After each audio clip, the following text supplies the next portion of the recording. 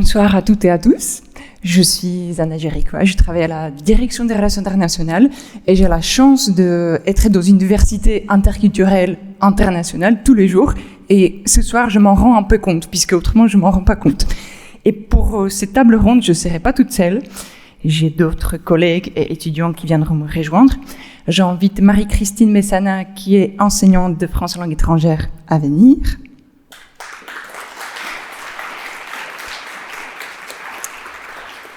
Aussi Isabelle Knight, encore enseignante d'anglais et de français langue étrangère également. Charlotte Mumbach, présidente de l'Association des étudiants congolais.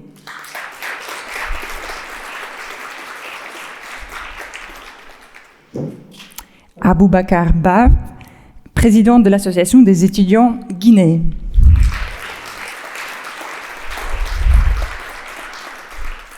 Et aussi Camino, qui est chef de projet accompagnement des étudiants et chercheurs en exil. Et il nous reste encore une place pour Maëlle Ochoa, doctorante à l'Université de Bordeaux et coordinatrice de l'association ME.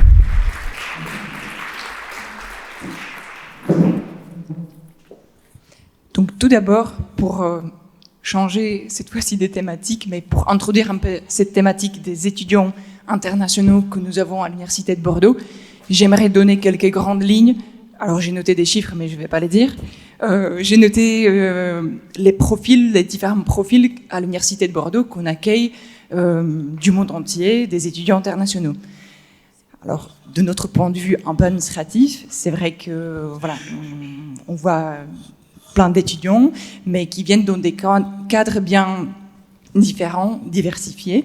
Donc tout d'abord, on a des étudiants internationaux de toute origine qui viennent s'inscrire à une formation de l'Université de Bordeaux. Ils ont franchi le pas de postuler, être admis, avoir obtenu le visa, ce qui n'est pas une chose gagnée, et ils sont arrivés en France pour s'inscrire à l'Université de Bordeaux. Donc c'est ce qu'on appelle une mobilité individuelle.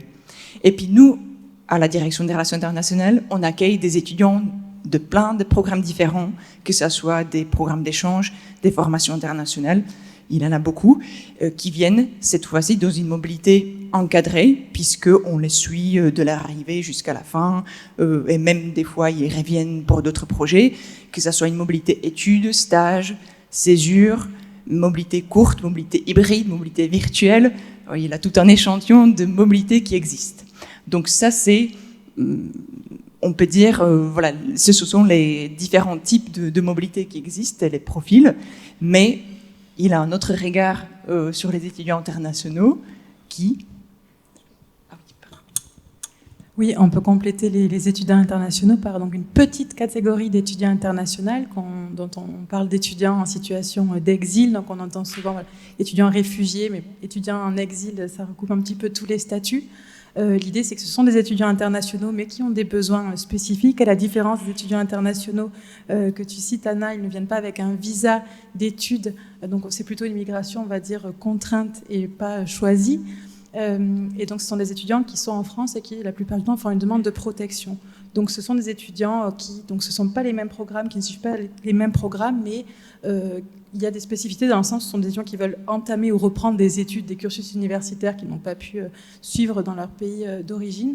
Et donc l'université met aussi en place des programmes, l'Université de Bordeaux met aussi en place des programmes bien spécifiques pour ce public-là.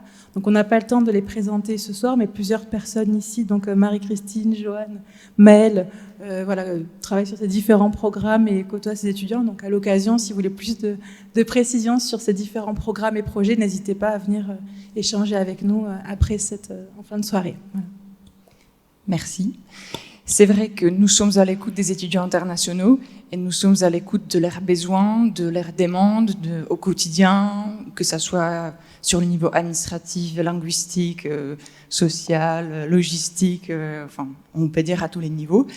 Donc, nous sommes très, très attentifs à leurs attentes et essayons de les diriger vers des services que propose l'université.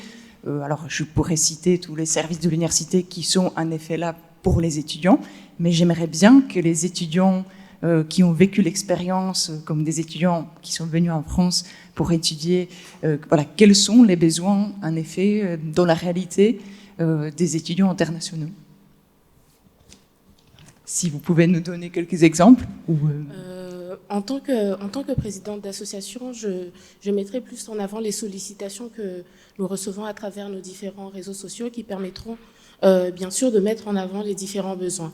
Alors de manière générale, il y a un problème vraiment qui est très commun à toutes les grandes villes universitaires, c'est le problème du logement. Le problème avec la problématique du logement, elle se pose avant que l'étudiant n'arrive en France et aussi au moment où il est en France. Avant qu'il n'arrive en France, on reçoit énormément de mails et des messages à travers nos différents réseaux sociaux pour nous demander déjà un certain nombre de documents qui sont importants au niveau de l'ambassade, que le Crous ne peut pas fournir jusqu'à un certain délai. Après, il y a des problèmes, bien sûr, en termes d'accompagnement administratif et scolaire. Et peut-être Boubacar pourra compléter avec la suite. Et oui, bien sûr, mais bien avant, j'aimerais bien que vous me donniez la permission de répéter ces quelques mots de Michel Serres, philosophe, tiré de son ouvrage Tiers instruit. Aucun apprentissage n'évite le voyage. Sous la conduite d'un guide, l'éducation pousse à l'extérieur. Pars, sors du ventre de ta mère, du berceau, de l'ombre portée par la maison du père et de paysages juvéniles. Le voyage des enfants, voilà le sens nu du mot grec pédagogie. Apprendre, lance l'errance. Partir, sortir, se laisser un jour séduire, devenir plusieurs, braver l'extérieur, bifurquer ailleurs.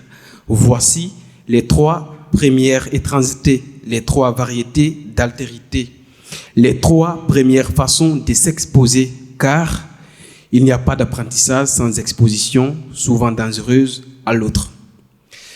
Mesdames et messieurs, moi je ne fais pas exception à cela. J'en suis témoin de tout ce qui est dit ici. Et bien évidemment, pour ce qui est des étudiants étrangers et de ce que sont les épreuves que nous rencontrons, une fois arrivé ici, je n'en fais pas non plus exception parce que je n'ai pas brisé les étapes. J'ai vécu la même situation que les autres avant d'être président d'une association.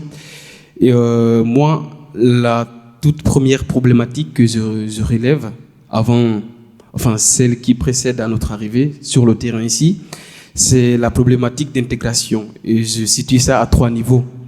Il y a au niveau linguistique, parce qu'au final, une fois arrivé ici, moi j'ai fini par comprendre que ce n'est pas parce qu'on parle la même langue qu'on finit par se comprendre. C'est pas parce qu'on dit français et que c'est le français qu'on parle en Guinée et que je comprends forcément le français qui est parlé ici et que c'est pas anodin si dans le dictionnaire il y a le français suisse, le français canadien, le français en fait. Et donc ce problème-là, c'est un réel problème parce que moi, avant d'arriver là, j'avais passé le test de langage que j'avais passé avec brio et donc je croyais pouvoir bien parler la langue française. Mais mes premières semaines m'ont montré le contraire parce que je n'arrivais pas à comprendre le cours. Et voilà. Outre que cela, l'autre problème, c'est encore dans l'intégration culturelle. Au final, si on ne fait pas attention, les étudiants, ils viennent ici, jusqu'à leur retour, ils viennent étrangers, ils rentrent étrangers en fait, sans aucune intégration. Parce que à tout bout de champ, nous venons ici avec un bagage culturel aussi. Et donc, nous venons dans une optique d'échange. Vous voyez, pas que dans une optique de prendre, c'est dans une optique d'échange, de donner et de recevoir. Et nous aimerions échanger ce que nous apportons, parce que nous ne venons pas les bras ballants. Si nous prenons un peu de vous, nous aimerions aussi vous en transmettre d'autres. Mais il y a d'autres facteurs qui ne favorisent pas forcément cela. Et il y a un troisième point, c'est toujours dans la culture, je suis trop ancré dans la culture, je ne sais pas pourquoi, mais bon. C'est un environnement inclusif, parce qu'il y a des préjugés qui accompagnent souvent les étudiants étrangers. Et, des préjugés qui sont liés à la discrimination et on a souvent tendance à croire que les étudiants qui viennent d'ailleurs, souvent particulièrement en Afrique, ont un niveau un peu plus bas, ou alors qu'ils sont peut-être démunis de culture. Peut-être qu'ils n'arrivent juste pas à exprimer cette culture, ce n'est pas qu'ils en manquent.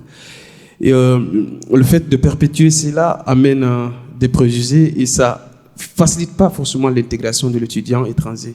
Je crois que des événements comme celui-ci pourraient nous montrer que des étudiants, ou le fait de mettre en avance les bons résultats de quelques étudiants étrangers, parce que ce n'est pas qu'il y a manque, il y a des étudiants étrangers qui font des parcours exceptionnels, pourraient en inspirer d'autres et peut-être nous amener à lever cet équivoque-là et voilà, nous permettre de nous intégrer. Je reviendrai un peu plus dans le détail si vous me donnez davantage la parole, pour ne pas beaucoup plus monopoliser la parole, je vous la rends, même si c'est déjà le cas. Merci beaucoup. Moi, j'ai déjà l'impression de voyager avec vous, donc c'est chouette.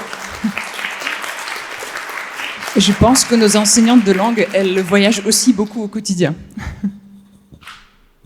Oui, je vais assurer la transition parce qu'en fait, en tant qu'enseignant de français langue étrangère, on se rend compte que l'offre de langue de français langue étrangère dépend du type de mobilité des étudiants internationaux. C'est-à-dire que les étudiants en mobilité individuelle, comme vous, n'ont pas forcément accès à des cours de langue, même si parfois ils nous écrivent pour suivre ces cours-là. Et puis, nous enseignons aux étudiants de mobilité d'échange, donc mobilité Erasmus, qui, eux, effectivement, bénéficient d'un accompagnement linguistique, interculturel, ils ont un accompagnement aussi administratif, etc. Et donc, c'est une question qui nous qui nous interpelle. Et je pense que l'université, de façon générale, nous connaissons cela.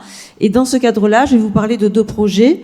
Le premier est c'est une plateforme qui a été construite avec des enseignants de français langue étrangère. Donc, Isabelle Ney est à côté de moi, qui a copiloté le projet, qui s'appelle Moufleux, une plateforme numérique à destination des étudiants en mobilité individuelle pour les aider en amont à préparer leur séjour en France et puis les accompagner les premiers mois sur différents points. Donc notamment par exemple qui contacter quand on arrive au sein d'une université, mais aussi vivre à Bordeaux ou avoir un forfait pour le tram par exemple, mais aussi suivre des études à l'université de Bordeaux, comment comprendre une maquette. Ça, ce sont des éléments qui parfois, et qui souvent même posent problème aussi aux étudiants de nos universités, mais a fortiori aux étudiants étrangers.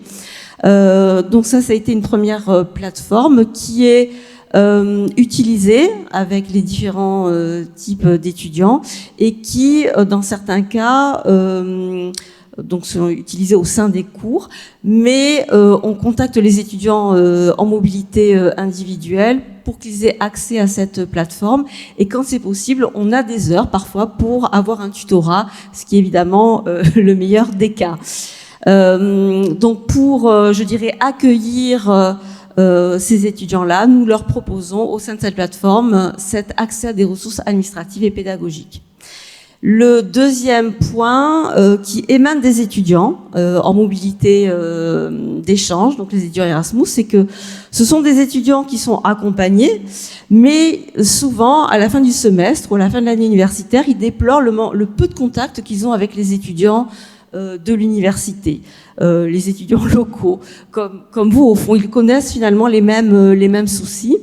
Et c'est très étrange et je trouve que, nous avons trouvé que c'était aussi un manque de... il fallait faire valoir cette richesse, au fond, aussi pour les étudiants locaux. Donc un projet a été mené qui s'appelle le projet interculturel, qui a été financé grâce au WP7 à l'époque et qui a été intégré à un programme qui a été porté par le Collège Sciences et Technologies qui s'appelle Internationalisation at Home, à domicile. Et ce projet vise à faire collaborer des étudiants en échange avec des étudiants de l'université de Bordeaux. Et ils vont utiliser une plateforme, faire des activités en ligne pour stimuler une réflexion sur les sujets de société. Et puis ils vont collaborer pour faire un projet, donc une vidéo en 2 langues, un podcast, et utiliser le français et l'anglais. Donc le français pour les étudiants internationaux et l'anglais pour les étudiants locaux. Mais c'est aussi l'occasion de découvrir d'autres langues, puisque les étudiants internationaux viennent de Roumanie, d'Allemagne, de pays Europe, voire de pays extra-communautaires. Et nous avons remarqué aussi que c'était l'occasion pour les universités en mobilité individuelle de participer à ce projet, et en nous disant, mais finalement, eux connaissent les mêmes problèmes d'intégration que nous. Voilà, donc ils se sont retrouvés. Voilà, c'est un projet qui est déployé dans les différents collèges et qui est une réponse, au fond, dans une dynamique d'inclusivité, c'est-à-dire qu'accueillir des étudiants, c'est à la fois prendre en compte l'offre que propose l'université et puis la demande, les besoins exprimés par les étudiants internationaux, quels qu'ils soient. Merci. Je me pose la question, pour les étudiants qui donc ne peuvent pas bénéficier des cours de français étrangère puisqu'ils ne viennent pas dans un programme spécifique, est-ce qu'il y a des associations qui peuvent donner un coup de main? Vous m'entendez? Oui. Oui, donc je vais vous présenter l'association M. C'est une association qui a été créée en 2017 par un collectif d'universitaires, aujourd'hui qui est en quelques chiffres, parce qu'il y en a parmi vous qui aiment bien les chiffres. À l'association M, on a une 30aine de bénévoles, uniquement des bénévoles, dont des universitaires, dont Marie-Christine et dont Isabelle, dont des personnes à la retraite, dont des étudiants, des personnes en activité aussi, c'est assez varié. Et on a environ une 100aine de personnes qui viennent prendre des cours de français chez nous.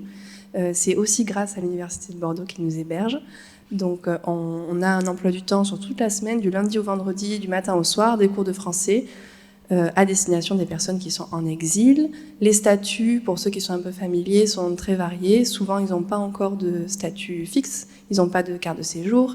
Des fois, ils sont en demande d'asile, des fois pas, ça dépend. En tout cas, normalement, quel que soit leur statut, ils ont le droit d'aller à l'université. Parfois, ils ne le savent pas.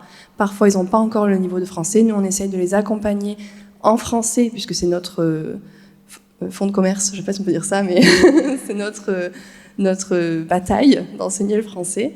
Donc on essaye de les amener jusqu'au niveau B2, qui est censé être le niveau requis pour entrer à l'université, selon les filières, ça dépend un petit peu. Jusqu'à maintenant, on a 7 personnes qui sont rentrées à l'université, qui sont sur le point pour certains d'être diplômés. Donc on sait qu'on arrive à faire des choses super. Les personnes qui viennent chez nous, elles ont 100% du mérite parce qu'elles viennent... je ne sais pas comment on peut expliquer ça, mais elles traversent toutes leurs difficultés de vie actuelles, dans leur actualité, de transport, de trajet plutôt jusqu'à ici, de logement. Des logements, des fois, c'est parfois terrible. Et en plus de ça, elles trouvent la force de venir plusieurs heures par jour chez nous, prendre des cours de français et essayer d'aller à l'université où là, tout est nouveau. Tout est nouveau pour eux. L'administratif, c'est la montagne, la dernière montagne. Une fois qu'elles ont franchi la montagne administrative, elles peuvent essayer de se reposer, en tout cas continuer leur cursus universitaire. Et depuis 2 ans, je pense, c'est la 3e année, on collabore avec l'EDU Passerelle, donc peut-être que tu pourras le présenter. Et je vais terminer juste là-dessus, et comme ça fera une bonne transition vers Camino. Le lundi 11 mars à 16h dans notre association, on reçoit Camino qui viendra expliquer plus en détail les démarches de reprise d'études pour les personnes qui viennent, qui ont le profil de nos apprenants. Et vous êtes bienvenus si c'est des sujets qui vous intéressent. Merci beaucoup.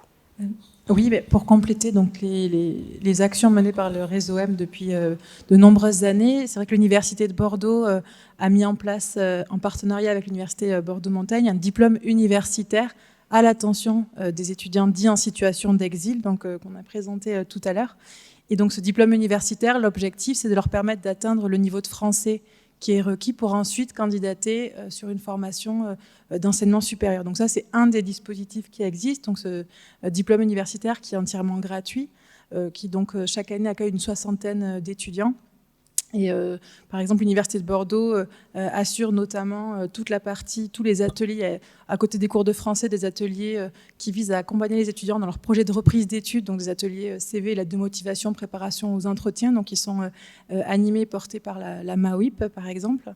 Et il y a également, après le DU, tout un travail qui est mis en place par l'université une fois que les étudiants ont intégré les cursus, donc également pour qu'ils les intègrent, donc en lien avec le département, les départements d'accès aux formations, et qui est complété aussi par des dispositifs comme celui de tutorat. Je passe la parole à Isabelle. Oui, donc nous avons mis en place cette année un dispositif de tutorat individualisé pour ce public d'étudiants réfugiés qui arrivent à l'université et qui a exprimé le besoin d'être accompagné linguistiquement. La partie sociale administrative, c'est Camille qui prend en charge. Et donc moi, je peux accompagner ces étudiants et essayer de répondre à un besoin linguistique, culturel.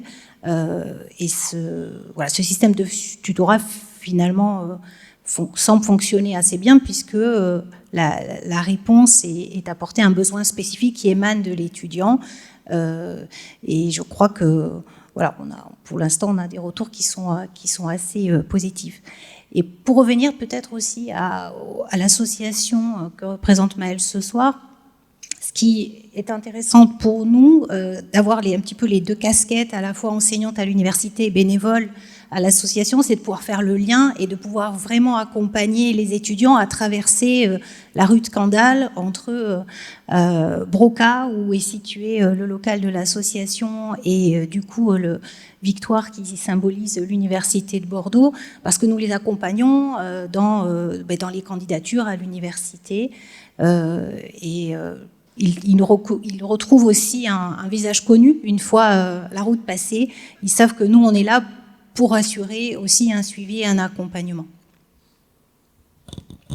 Je pense en effet que les visages, c'est quelque chose qui nous marque quand on arrive dans un pays étranger et quand on a en face quelqu'un qui nous écoute et qui est prêt à nous aider, même s'il n'apparaîtrait pas toutes les réponses. C'est très très utile, et je pense que votre rôle en fait est démultiplié du fait que vous êtes en contact avec plein d'étudiants internationaux qui essayent de s'exprimer en français, qui travaillent à l'air français pour parler mieux, mais qui sont un peu perdus dans le système. Donc, en dehors des cours de langue, il a bien entendu le bureau de la vie étudiante, notre service, les services de l'université comme le sport, culture, service phase, je ne vais pas oublier espace santé, bien entendu, enfin tous les services, mais je pense aussi que le rôle des associations étudiantes est très important. Et maintenant, je m'adresse à vous sous un autre angle, puisque vous avez vécu cette expérience, vous connaissez maintenant tout très bien dans l'administration française, vous savez compléter toutes les démarches, et quels sont en fait vos moyens pour aider les étudiants qui arrivent et qui, en effet, grâce aux associations, trouvent leur place petit à petit en France? Premièrement, j'avais pas compris dès le début qu'il fallait que j'expose un certain nombre de besoins. Je pensais qu'on allait revenir. Alors, je vais revenir très, très rapidement dessus. Alors, s'agissant des besoins, moi, je suis étudiante internationale. Je viens du Congo. J'ai obtenu mon bac là-bas. J'ai suivi tout mon cursus à l'Université de Bordeaux. Actuellement, je suis en 4e année de doctorat en droit. Et c'est pour dire que le parcours, il est faisable, mais encore faut-il être accompagné. Parce que pour l'avoir vécu, moi aussi, au début, quand je suis arrivée, j'ai eu pas mal de difficultés. Et en tant qu'association, en tant qu'aujourd'hui présidente d'association, j'arrive à comprendre certains problèmes qui ne sont pas compris de la même manière que les différentes personnes qui mettent en place, par exemple, des mécanismes de tutorat. Je vais revenir sur ce point. S'agissant du tutorat, pour ce que je connais, à la fac de droit, il y a un système de tutorat qui existe. Le problème, c'est quoi? En tout cas, des retours que je reçois, moi, je ne fais pas de tutorat, je donne des TD, mais ça m'arrive d'envoyer les étudiants vers ces services-là. Et les personnes qui me disent « Mais Charlotte, tu fais du droit, j'aimerais que tu m'aides », je dis « J'ai pas le temps, mais je peux t'envoyer vers un service qui peut t'aider en ce moment ». Et quand j'envoie ces étudiants vers ces tuteurs, Je reçois un message le soir, j'ai rien compris de ce qu'on m'a dit. Et une fois que j'invite ces personnes à la maison pour essayer d'échanger, je comprends que la plupart des systèmes qui sont mis en place, que ce soit au niveau du tutorat ou du chargé TD, évaluent en fonction du niveau de l'étudiant français qui a commencé son cursus en France. Et donc, quand j'envoie un étudiant qui vient d'arriver, par exemple, du Congo, vers un service de tutorat, la personne qui est tuteur ou la tutrice va se dire « j'attends un étudiant de Master 1 ». Donc, qui va préparer tout un programme en fonction de son niveau en France, sans tenir compte qu'il a tout un parcours qui n'est pas lié forcément à ce que nous, on a vu, nous qui sommes venus depuis le début. Et donc, une fois que je renvoie ces étudiants vers ces tuteurs, je suis obligée de revenir parce que moi, je comprends mieux le problème puisque je l'ai vécu aussi. Donc, aujourd'hui, par exemple, les premiers semestres, c'est toujours très chaotique parce que, en tant que président d'association étudiant, nous tenons en tout cas, Aboubacar me dira, de faire un bilan sur les aspects réussis, tout ce qui n'a pas marché, parce que c'est l'objectif principal pour lequel nous sommes là. Donc, à l'issue de ce bilan, il est très souvent chaotique dès le premier semestre. Pourquoi? Parce que souvent, ceux qui arrivent, on reçoit plus des étudiants en Master 1, n'ont pas forcément les mêmes réponses à leurs besoins que ceux qui sont là depuis le début. Et c'est un peu plus compliqué de trouver une structure au sein de l'université qui va prendre en compte cette situation-là, de se dire j'ai certes un étudiant en master, mais c'est un étudiant qui vient d'ailleurs, qui n'a pas suivi le même cursus qu'un étudiant qui aurait commencé en première année, donc j'aborderai pas les choses de la même manière. Et donc, ce qui fait qu'on a des étudiants qui n'arrivent ni à se retrouver en TD, ni auprès des tuteurs. Et donc, nous, en tant qu'association étudiante, vu que l'association des Congolais, quand même, comporte 75% d'étudiants qui sont en droit, on essaye d'organiser des séances de méthodologie, puisqu'actuellement, on a 3 doctorants dans notre association qui sont également chargés de TD. Donc, on essaye de s'associer avec d'autres, de travailler en collaboration avec d'autres associations, notamment celle de droit de l'OADA qui existe à Bordeaux, pour organiser des séances de méthodologie juridique. Donc, s'agissant de l'accompagnement scolaire, on essaye de mettre en place une structure qui permettra de mieux prendre en compte le besoin de cet étudiant qui est arrivé en Master 1, qui vient à peine d'arriver. Bien que même ceux qui viennent d'arriver ont aussi les mêmes problèmes. Alors, comme association étudiante, on n'a pas forcément les moyens de se mobiliser en ce qui concerne les logements. Je disais tantôt que le logement se posait tant en amont, avant que l'étudiant n'arrive en France, mais également quand il arrive en France.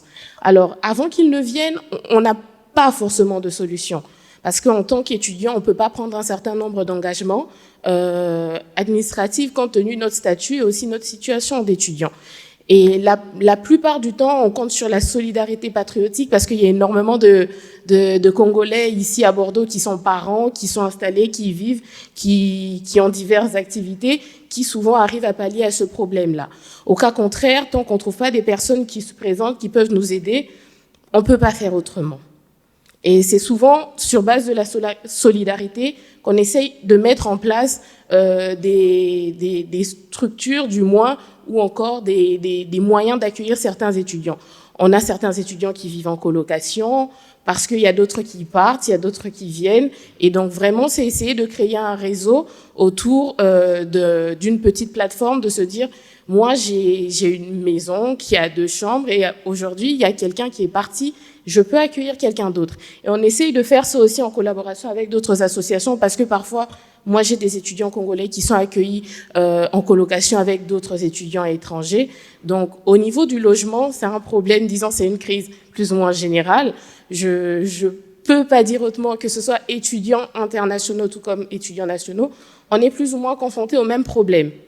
Est-ce que tu... Merci beaucoup. C'est vrai que le logement pourrait être un vaste sujet de la soirée, mais ce n'est pas tout à fait l'objectif. Aboubacar, je vous laisse compléter. Oui, justement, pour répondre à la problématique de quels sont nos moyens et par la suite surfer sur ce que disait Charlotte tout à l'heure.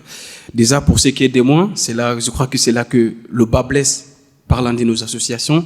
Ce n'est pas que la volonté qui manque, mais vous savez, c'est une association, et les associations, pour la plupart, sont régies par le bénévolat. Et malheureusement, je crois que c'est un cas commun à tout le monde, les gens, peut-être que c'est humain aussi, les gens sont là quand il s'agit de profiter des choses. Autrement, quand c'est pour servir, ou quand c'est pour faire en sorte que cette chose dont on profite existe, très peu sont présents. Et c'est présent dans nos associations. Néanmoins, il y en a quand même un poignet de personnes qui essaient de faire autant que faire se peut pour essayer de joindre les deux bouts. Voilà. C'est là, j'appellerais peut-être aux institutions, aux universités, de venir un peu en aide à nous, à nos associations qui existent déjà, parce que il ne s'agit pas de tout peindre en noir. Il existe des initiatives, des programmes dans les universités et qui sont salutaires à bien des égards, excusez-moi pour le temps, mais qui sont salutaires à bien des égards, mais il y a un problème de visibilité. Il y a un problème de communication. J'en reviens là-dessus parce que peut-être je suis un étudiant en communication, mais... Ça tombe très bien. Oui, bien sûr. Mais il faut faire beaucoup plus d'actions de communication parce que n'oubliez pas qu'entre entre l'émetteur, le message et le récepteur, il y a beaucoup de bruit. Et je crois qu'il y a beaucoup de programmes qui sont faits pour nous, mais qui ne nous atteignent pas parce que la communication elle n'est pas faite pour nous. Il faut peut-être, nous, les associations, nous mettre intermédiaires pour peut-être transmettre ces messages-là aux étudiants internationaux. Vous voyez un peu ce que je veux dire? Quand il y a un programme, nous peut-être serons plus aptes à faire comprendre à ces étudiants internationaux qui viennent de chez nous qu'il existe ça et que vous pouvez bien en bénéficier en procédant ainsi. Parce que déjà, avant, sans qu'on soit associé, nous faisons, moi, pour ce qui est de mon association, cette année, on a organisé par exemple un webinaire à l'occasion duquel on a déjà programmé à peu près, préparé les étudiants arrivant mentalement aux difficultés, à comment procéder administrativement. Peut-être que si on est beaucoup plus accompagné dans ce sens-là, on pourrait peut-être vulgariser cette communication. Je vais finir sur ce point, toujours sur les associations. Je crois que les associations étudiantes qui existent sont inaubaines pour l'interculturalité, parce qu'il y a des manifestations culturelles, mais je vois que les étudiants français, autant pour moi, font des événements et quand tu vois, il n'y a que des Français. Quand l'assaut des Guinéens fait un événement, il n'y a que des Guinéens. Au pire, il y aura quelques cousins sénégalais ou ouvriers, mais il n'y a pas d'interculturalité. S'ils avaient besoin d'un Sénégalais, je serais parti juste à côté. Si je viens jusqu'en France, c'est pour que j'échange avec des Français et pas que du savoir. Je serais resté dans une bibliothèque. Je vais aussi échanger et prendre un peu de vos cultures et vous en donner un peu. Et donc, on pourrait peut-être investir dans ce sens-là, que nous accompagnions dans nos événements et faire en sorte, pourquoi pas faire des événements en commun pour qu'on soit là et que vous soyez là. Ça pourrait nous permettre, nous, dans notre intégration, nous aider au mieux et peut-être vous permettre à nous accueillir au mieux aussi.